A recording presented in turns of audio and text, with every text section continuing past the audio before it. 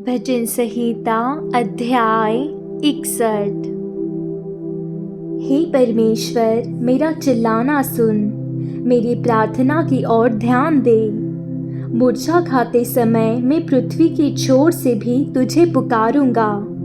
जो चट्टान मेरे लिए ऊंची है, उस पर मुझको ले चल, क्योंकि तू मेरा शरणस्थान है और शत्रु से बचने के लिए ऊंचा गढ़ है। मैं तेरे तंबू में युगान युग बना रहूंगा।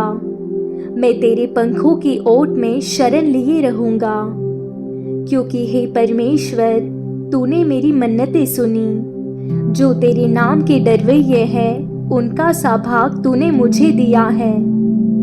तू राजा की आयु को बहुत बढ़ाएगा, उसके वर्ष पीढ़ी पीढ़ी के बराबर होंगे। वह परमेश्वर के सम्मुख सदा बना रहेगा। तू अपनी करुणा और सच्चाई को उसकी रक्षा के लिए ठहरा रख। इस प्रकार मैं सर्वदा तेरे नाम का भजन गा गाकर अपनी मन्नतें हर दिन पूरी किया करूँगा। भजन संहिता अध्याय 62। सचमुच में चुपचाप होकर परमेश्वर की ओर मन लगाए हूँ। मेरा उद्धार उसी से होता है। सचमुच वही मेरी चट्टान और मेरा उद्धार है। वह मेरा गढ़ है, मैं अधिक न डिगूंगा। तुम कब तक एक पुरुष पर धावा करते रहोगे कि सब मिलकर उसका घात करो? वह तो झुकी हुई भीत या गिरते हुए बाड़े के समान है। सचमुच वे उसको उसके ऊंचे पद से गिराने की सम्मति करते हैं। वे झूठ से प्रसन्न रहते हैं। मुंह से तो वे आशीर्वाद देते, पर मन में कोसते हैं। हे मेरे मन, परमेश्वर के सामने चुपचाप रह, क्योंकि मेरी आशा उसी से है। सचमुच वही मेरी चट्टान और मेरा उद्धार है। वह मेरा गढ़ है, इसलिए मैं न डिगूंगा। मेरे उद्धार और मेरी महिमा का आधार परमेश्वर है।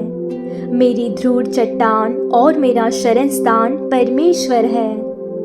हे लोगों, हर समय उस पर भरोसा रखो।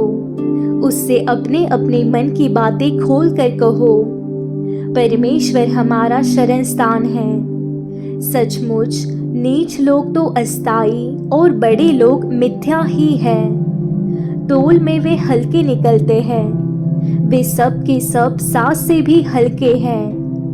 अंधेर करने पर भरोसा मत रखो और लूटपाट करने पर मत फूलो। चाहे धन संपत्ति बढ़े तो भी उस पर मन न लगाना। परमेश्वर ने एक बार कहा है और 2 बार मैंने यह सुना है कि सामर्थ्य परमेश्वर का है। और हे प्रभु, करुणा भी तेरी है, क्योंकि तू एक एक जन को उसके काम के अनुसार फल देता है। भजन संहिता अध्याय 63। हे परमेश्वर, तू मेरा परमेश्वर है। मैं तुझे यत्न से ढूंढूंगा। सुखी और निर्जल ऊसर भूमि पर मेरा मन तेरा प्यासा है। मेरा शरीर तेरा अति अभिलाषी है। इस प्रकार से मैंने पवित्र स्थान में तुझ पर दृष्टि की कि तेरी सामर्थ और महिमा को देखूं, क्योंकि तेरी करुणा जीवन से भी उत्तम है। मैं तेरी प्रशंसा करूंगा। इसी प्रकार मैं जीवन भर तुझे धन्य कहता रहूंगा और तेरा नाम लेकर अपने हाथ उठाऊंगा। मेरा जीवन मानो चर्बी और चिकने भोजन से तृप्त होगा और मैं जय जयकार करके तेरी स्तुति करूंगा। जब मैं बिछोने पर पड़ा तेरा स्मरण करूंगा, तब रात के एक एक पहर मैं तुझ पर ध्यान करूंगा, क्योंकि तू मेरा सहायक बना है। इसलिए मैं तेरे पंखों की छाया में जय जयकार करूंगा। मेरा मन तेरे पीछे पीछे लगा चलता है और मुझे तो तू अपने दाहिने हाथ से थाम रखता है। परंतु जो मेरे प्राण के खोजी है, वे पृथ्वी के नीचे स्थानों में जा पड़ेंगे। वे तलवार से मारे जाएंगे और गिद्धड़ों का आहार हो जाएंगे। परंतु राजा परमेश्वर के कारण आनंदित होगा। जो कोई ईश्वर की शपथ खाए वह बड़ाई करने पाएगा, परंतु झूठ बोलने वालों का मुंह बंद किया जाएगा। भजन संहिता अध्याय 64। हे परमेश्वर, जब मैं तेरी दुहाई दूं तब मेरी सुन। शत्रु के उपजाए हुए भय के समय मेरी प्राण की रक्षा कर। कुकर्मियों की गोष्ठी से और अनर्थकारियों के हुड्डल से मेरी आड़ हो। उन्होंने अपनी जीभ को तलवार के समान तेज किया है और अपने कड़वे वचनों के तीरों को चढ़ाया है, ताकि छिपकर खरे मनुष्यों को मारे। वे निडर होकर उसको अचानक मारते भी हैं। वे बुरे काम करने का हिवाए बांधते हैं। वे फंदे लगाने के विषय बातचीत करते हैं और कहते हैं, हमको कौन देखेगा।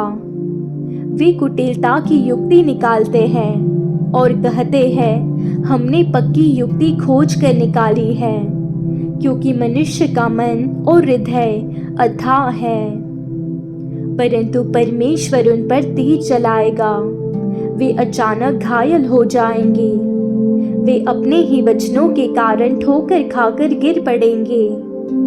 जितने उन पर दृष्टि करेंगे वे सब अपने अपने सिर हिलाएंगे।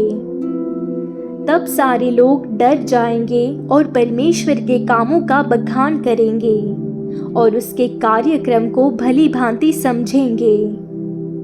धर्मी तो यहोवा के कारण आनंदित होकर उसका शरणागत होगा और सब सीधे मन वाले बड़ाई करेंगे। भजन संहिता अध्याय 65। हे परमेश्वर, सियोन में स्तुति तेरी बाट जो होती है और तेरे लिए मन्नतें पूरी की जाएगी।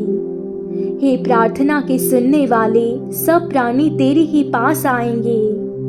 अधर्म के काम मुझ पर प्रबल हुए हैं। हमारे अपराधों को तू ढांप देगा।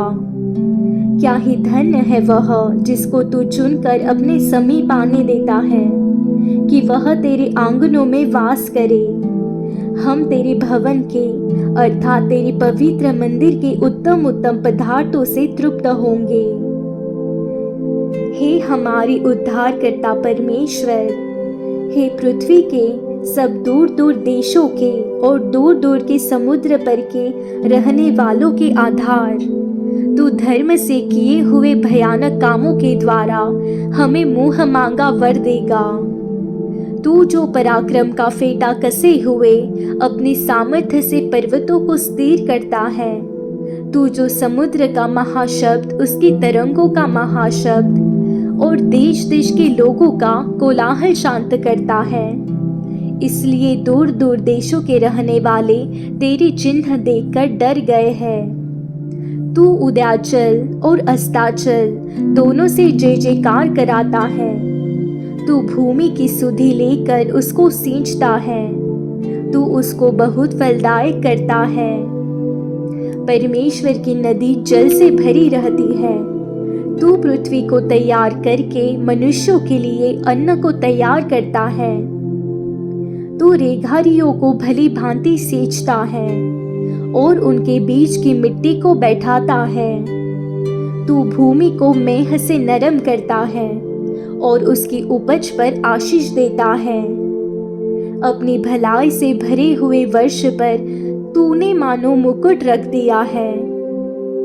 तेरे मार्गों में उत्तम उत्तम पदार्थ पाए जाते हैं।